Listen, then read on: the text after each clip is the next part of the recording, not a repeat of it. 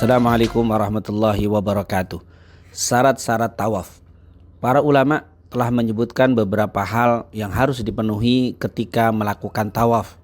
Hanya saja mereka berselisih pendapat apakah hal-hal itu termasuk rukun, wajib ataukah syarat. Berikut beberapa hal yang mesti dilakukan ketika melakukan tawaf. Yang pertama, mengelilingi Ka'bah. Setiap orang yang bertawaf wajib mengelilingi Ka'bah, baik melakukannya sendiri atau dengan bantuan orang lain, seperti dipandu, digendong atau lainnya. Yang kedua, sebanyak 7 kali putaran. Tidak ada khilaf atau perbedaan di antara para ulama bahwa tawaf harus dilakukan sebanyak 7 kali putaran dan tidak boleh kurang dari jumlah tersebut. Jika terjadi keraguan saat melakukan tawaf, maka hendaklah dia berpegang dengan yang diyakininya. Sebagaimana dikatakan oleh Al-Imam Mundhir rahimahumullah, jika seseorang ragu-ragu di dalam melakukannya, yaitu tawaf, maka berpeganglah dengan yang diyakini seperti halnya di dalam sholat. Menurut madhab Syafi'iyah dan Hanabilah, maksud berpegang dengan yang diyakini di sini adalah mengambil jumlah tersedikit. Seperti bila dia ragu-ragu ini putaran yang kelima atau yang keenam, yakinilah ini putaran yang kelima, tinggal ditambah 2 putaran lagi. Tapi bila telah selesai tawaf lalu timbul keraguan, maka yakinilah bila tawaf kita sudah sempurna dan hilangkan keraguan itu. Yang ketiga, berniat. Kita mengetahui bahwa setiap ibadah, rukun yang pertama adalah niat. Begitu juga tawaf.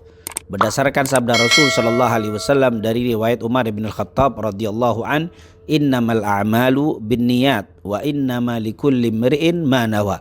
Sesungguhnya setiap amalan itu tergantung pada niatnya dan seseorang dicatat sesuai dengan apa yang diniatkan. Hadis riwayat Imam Al-Bukhari dan Muslim. Yang keempat, dilakukan di Masjidil Haram. Tawaf harus dilakukan di dalam Masjidil Haram. Adapun mengenai posisi, tidak mengapa untuk mendekat atau menjauh dari arah Ka'bah. Allah Subhanahu wa taala berfirman, wal yattawafu bil baitil atiq, dan hendaklah mereka melakukan tawaf sekeliling rumah yang tua itu, yaitu Ka'bah Al-Mukarramah. Jadi tidak diperbolehkan melakukan tawaf di luar Masjidil Haram. Yang kelima, memulainya dari Hajarul Aswad. Menurut jumhur dari madhab Syafi'iyah, Hanabilah, Malikiyah dan Hanafiyah, tawaf hendaknya dimulai dari Hajarul Aswad dan dianggap tidak sah bila tawafnya seseorang dimulai setelah melewati Hajarul Aswad. Yang keenam, posisi orang yang bertawaf berada di sebelah kanan Ka'bah, dan bila dilakukan dalam keadaan sebaliknya atau sebelah kiri, maka tawafnya tidak sah. Yang ketujuh, suci dari hadas dan najis. Ulama Malikiyah, Syafi'iyah dan Hanabilah berpendapat bahwa suci dari hadas dan najis adalah syarat sahnya tawaf.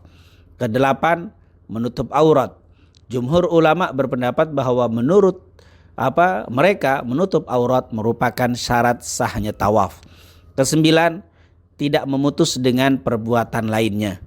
Tawaf mengharuskan untuk terus menerus dan tidak boleh diputus dengan melakukan sholat, kecuali untuk sholat fardu atau sholatul janazah. Dan tidak mengapa untuk memotongnya untuk sholat witir 1 rakaat bagi mereka yang khawatir kehabisan waktunya jika tawafnya diteruskan dan tawaf itu merupakan tawaf sunnah. Karena itu adalah perbuatan yang ringan. Berkata Jamil bin Zaid rahimahumullah, aku pernah melihat Ibnu Umar radhiyallahu anhuma sedang tawaf di tengah hari yang sangat panas sebanyak 3 kali putaran. Kemudian beliau beristirahat dengan masuk ke Hajarul Aswad dan duduk. Kemudian dia keluar dan melanjutkan tawafnya kembali.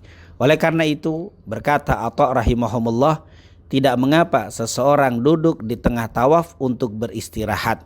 Hal ini telah disebutkan di dalam kitab Musannaf Ibnu Abi Syaibah dan juga Al-Muhalla yang ditulis oleh Al-Imam Ibnu Hazm. Semoga Allah Subhanahu wa taala selalu memberikan kekuatan dan keistiqomahan kepada kita semuanya, dan tawaf yang kita lakukan diterima oleh Allah Subhanahu wa taala dan menjadi penghapus dosa-dosa kita. Amin. Amin ya rabbal alamin. Wassalamualaikum warahmatullahi wabarakatuh.